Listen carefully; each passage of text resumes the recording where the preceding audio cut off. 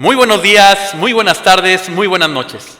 Bienvenidos a su programa Excelencia, un programa del área de Ingeniería Industrial y Administración de la Facultad de Ciencias Químicas de la Universidad Autónoma de Nuevo León. Yo soy su servidor y amigo, el doctor Eli González, y en esta ocasión tenemos a una invitada de lujo, una enamorada, una apasionada de los temas de motivación, liderazgo, trabajo en equipo y demás temas relacionados al comportamiento humano en el trabajo. La doctora Ruth Isela Martínez Valdés. Doctora Ruth, bienvenida a tu programa. Hola, muy buenas tardes, buenos días, buenas noches a todos. Muchas gracias y muy honrada de poder participar el día de hoy en esta plática que pues yo creo que va a ser muy productiva y va a arrojar cosas muy buenas. Vas a ver que sí, vas a ver que sí. Claro que sí. Y bueno, sin más preámbulo, ¿te parece si empezamos a platicar sobre el tema de hoy, que es el salario emocional? Perfecto. ¿Podríamos empezar definiendo qué entendemos por el salario emocional?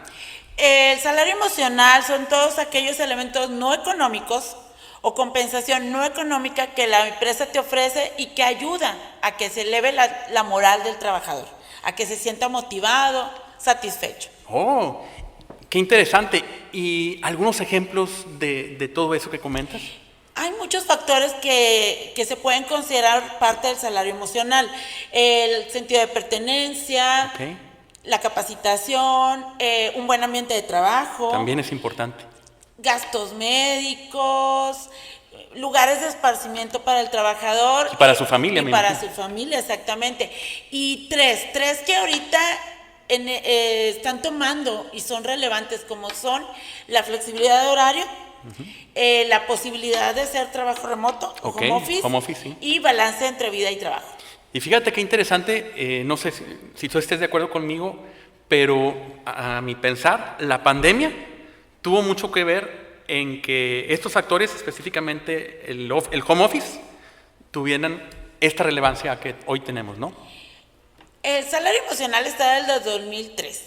Pero no, es innegable que la pandemia ha sido un parteaguas en muchos aspectos y en esta ocasión, en la parte de comportamiento humano de trabajo, no es la excepción. El trabajo remoto llegó y había gente que estaba preparada para ello, sobre todo las generaciones más jóvenes, y los que no éramos de esa edad, pues nos tuvimos que meter al aro. Así es. Pero con esto trajo muchas cosas. ¿Por qué? Porque estabas a disposición de tus jefes a cualquier hora. A la 1 de la mañana, un domingo mientras estabas almorzando. O sea, acostumbrados a que te negrearan. Exactamente. Entonces esto vino a romper muchas cosas que aunque ya se vivían, se vieron como que aumentadas. O sea, vino a romper paradigmas. Exactamente. Muy bien. Y fíjate que este tema de salario emocional considero que es bien importante porque precisamente el día de hoy, en uno de los periódicos de aquí de la localidad, vi una noticia en primera plana acerca de que Nuevo León, en este primer trimestre del año 2023, fue el tercer estado en donde hubo mayor abandono de trabajo por parte de los trabajadores. Entonces, y muchos de los factores, el por qué decidían abandonar el trabajo, eran que no tenían buen ambiente de trabajo, problemas con el jefe, no estaban motivados. ¿Qué nos puedes decir al respecto, doctora? Hay muchos estudios que se están haciendo y muchas casas encuestadoras están trabajando en este aspecto. Deloitte es una de ellas.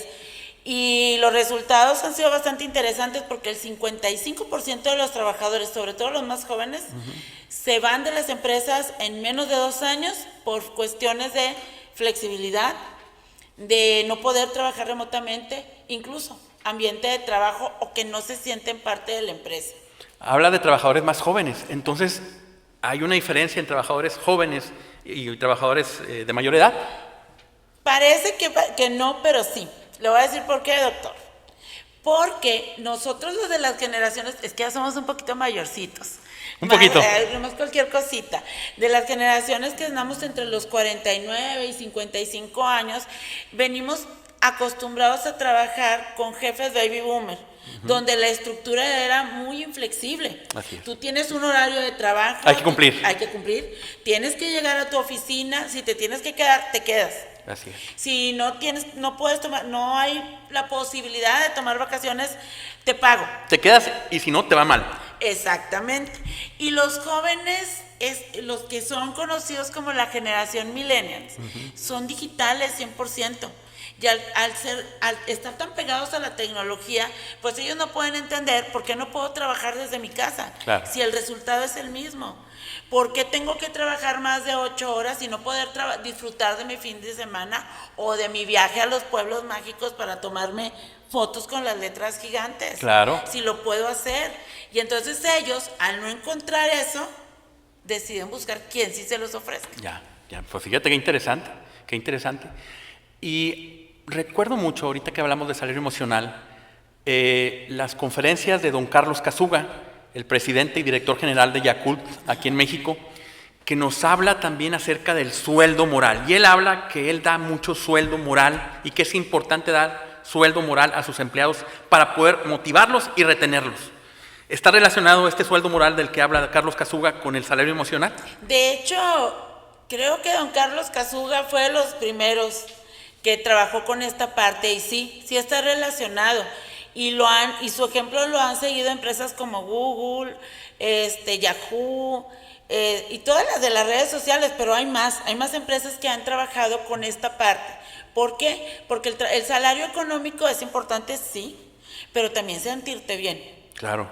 De nada te sirve sentirte, que te paguen muy bien y sentirte como que atrapado y no poder sentirte bien, disfrutar de eso que estás ganando en un fin de semana con la familia. Exacto, porque para eso trabajamos, ¿no? Para disfrutarlo con la familia. Exactamente. Oye, doctora, ¿y qué investigaciones has hecho tú relacionado a este tema de salario emocional y cuáles han sido los resultados más relevantes? Nomás voy a hablar un poquito de por qué me gustó esto. Okay. Porque desde mi perspectiva, en la edad en que me encuentro, siento que no ha evolucionado la tecnología, el conocimiento, la forma de ver de las generaciones que la estructura de la empresa. Siento que la estructura de la empresa se está quedando atrás, que está muy limitada. Entonces ese fue el primer paso para decir, ¿por qué voy a estudiar el salario emocional? El segundo, como docentes, nos ha tocado ver cómo las generaciones también han evolucionado. Van cambiando, ¿verdad? Y van cambiando, porque incluso como docentes vemos que no les podía... Lo que te funcionaba hace 15 años no te funcionaba. Es correcto. Y entonces eso yo lo trasladé a la empresa. Y entonces empecé a estudiar, salario emocional, tiene que ver con las generaciones, y el primer estudio que hice fue generacional. En primer lugar, una comparación entre la generación X y la generación Y, porque sí, como lo mencioné hace un ratito. Que la Y es la millennial. La Y es la millennial, y como lo mencioné hace un momento, pensamos diferente. Somos diferentes. Y somos diferentes. Entonces, este primer estudio me arrojó cosas bastante interesantes. A ver, platícanos. ¿Por qué? Porque yo pensé que todo el mundo nos dice que los millennials se van, o sea, no les importa nada. Yo voy a dejar mi trabajo si no me dejan tener flexibilidad. Sin embargo, hay algo en lo que las generaciones, todas coincidimos. Y es que queremos ser parte de la empresa, el sentido de pertenencia. Y un ambiente de trabajo sí pega. Que son parte de ese salario emocional. Un clima organizacional agradable. Agradable y sano. Y sano. Y eso hace que le piensen un poquito más antes de irse. Y vienen los demás factores. Porque esto, como mencionó en una plática que tuvimos previa, multifactorial. Hay muchos factores. Pero los estudios empíricos que he estado revisando, hay cosas que todavía quedan vacíos. ¿Con qué se relaciona el salario emocional? Con la rotación de personal, con la retención del personal, con el desempeño, con la productividad. Pero hay escasez en estudios que hablen de género. O sea, damas y caballeros, sí, en este caso. Sí, ¿por qué? Porque como mujer hay ciertas necesidades que tienes, sobre todo cuando eres casada. Y es más difícil encontrar en el trabajo esas cosas que te ayuden a que puedas seguir trabajando, puedas seguir creciendo profesionalmente, pero sin descuidar a la familia. Eso, ¿verdad? Muy importante. Eso es muy importante. Y la otra, no podremos decir que el salario emocional es la panacea. ¿Por qué? Porque hay muchos factores que pueden influir. ¿Cómo cuáles, doctora? Por ejemplo, el nivel en donde trabajas. ¿Hablas del nivel en la parte jerárquica de la empresa? Exacto. ¿Por qué? Porque parece que no, pero el salario económico es importante para un Definitivo, operario. definitivo. Y para un operario más. Por eso, muchas veces, disculpa que te interrumpe, el obrero, el operario, si le ofrecen 100, 150 pesos más, se va. Exactamente. Porque requiere su salario económico, ¿es correcto? Claro, es más, yo le puedo decir que me pasó en una plática con uno de mis estudiantes de practicante y dice, ay, espéreme, yo no me iría por 200 pesos, es que déjeme ver, ¿cuánto me dan de aguinaldo? ¿Cuál es el horario? Porque si me dan flexibilidad de horario, prefiero dejar de ganar 200 pesos más y quedarme. Claro. Pero la situación de cada trabajador sí tiene impacto. O sea, que entonces no podemos decir, voy a implementar estrategias y van a funcionar con todos. O sea, sí hay que analizar cuáles son los factores que impactan. ¿Dónde impacta más? Si a nivel operario, si a nivel ejecutivo, si porque es hombre, si porque es mujer, si porque están casados. O sea, sí es diferente. Y eso es la parte en donde apenas se están haciendo estudios. Y en un futuro próximo, ¿en dónde te gustaría enfocar tus estudios para conocer un poquito más acerca de este interesante tema de salario emocional? Primero, aquí en Nuevo León somos un estado netamente de empresas. Claro. Está muy interesante porque aquí hay mucho donde enfocarlo. Primero aquí. Y ver también, porque me ha tocado leer estudios en lugares como la India, en donde ahí sí es muy importante el género. Claro. Porque hay mucha pobreza. Y entonces las mujeres tienen que salir a trabajar e impacta. Entonces, me gustaría primero empezar en el entorno en el que estoy y luego irlo permeando a diferentes contextos. Para ver qué conocimiento nos puede generar esto. Y finalmente, para las personas que nos están ahorita viendo o escuchando, o viendo y escuchando, más bien dicho, y que tienen gente a su cargo, ¿qué recomendaciones les darías acerca de este salario emocional? Las empresas, su principal reto es mantener una ventaja competitiva. Es correcto. Actualmente, la ventaja competitiva entre las empresas es la innovación. La innovación viene del conocimiento. El conocimiento está en las personas. Es correcto. Entonces, ¿a qué quiero llegar con esto?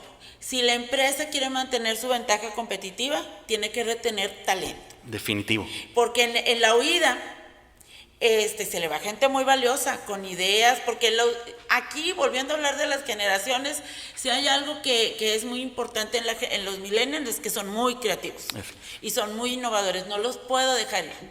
Así que las empresas tendrían que empezar a ver y analizar en dónde sí hay que ceder. Porque la idea de los gerentes actuales, que son gente pues mayor, es porque ellos porque yo me tengo que adaptar a ellos, claro, que ellos se adapten a mí, y no. ¿Qué era lo que pasaba antes? Exactamente. Entonces, yo lo que considero es que las empresas tienen que trabajar en qué políticas podemos mantener y qué otras políticas tienen que ser más flexibles. O cambiar.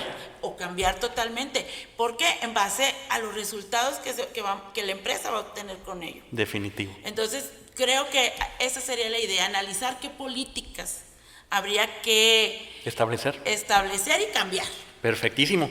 Pues, doctora Ruth, este es un tema muy interesante y estoy seguro que da para otra plática en un futuro. Claro que sí. Entonces, si gustas, más adelante podemos abordar estos temas. Sí, me invitan apuntadísima, porque es un tema bastante interesante y creo que puede aportar mucho. Excelente. Pues bueno, pues muchas gracias por acompañarnos. Gracias. Gracias a ustedes por acompañarnos también y hasta la próxima.